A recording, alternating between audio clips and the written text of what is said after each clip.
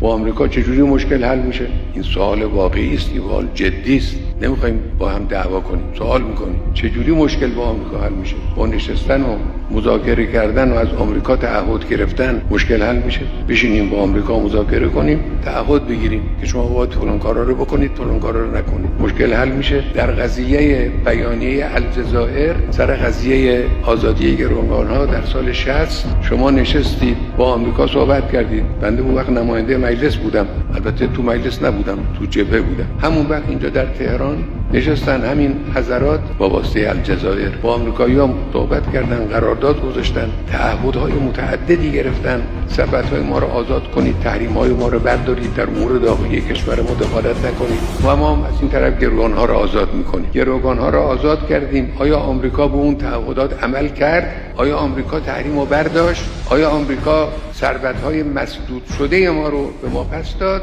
نه، آمریکا به تعهد عمل میکنه. خیلی خوب، اینم مذاکره. در برجام گفتن که شما فعالیت صنعتی هسته‌ای رو کم کنید. حالا تعطیل جرئت نکردن بگن این به این مقدار کم کنید، ما این کارا رو انجام میدیم. تحریم‌ها رو برمی‌داریم، چه می‌کنیم. کردن این کارا رو نکردن دیگه. مذاکره مشکل ما رو با آمریکا حل نمی‌کنه. بله، مشکل ما رو با آمریکا یه چیز حل می‌کنه. چی؟ با آمریکا باج بدیم.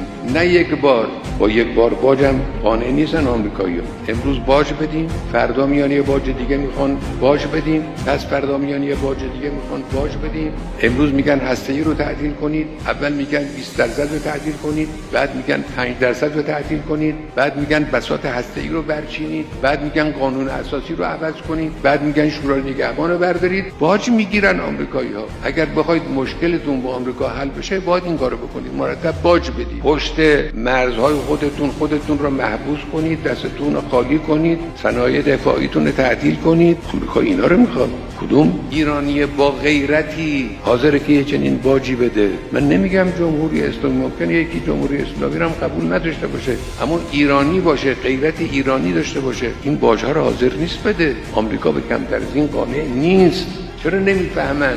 مذاکره با آمریکا مشکلی رو حل نمیکنه. بله، اگر حاضرید باج بدید، نه یک بار نه دو بار، پشت سر هم در همه مسائل اساسی از همه خطوط قرمزتون عبور کنید، بله اون وقت آمریکا با شما دیگه کاری نداره. مثل دوران پهلوی مردم انقلاب کردن برای این همه شهید دادن برای این کشوری که اینجور داره پیشرفت میکنه، این جوانایی که اینجور دارن تو همه میدانا کار میکنن، باید اینجور بهشون گفت.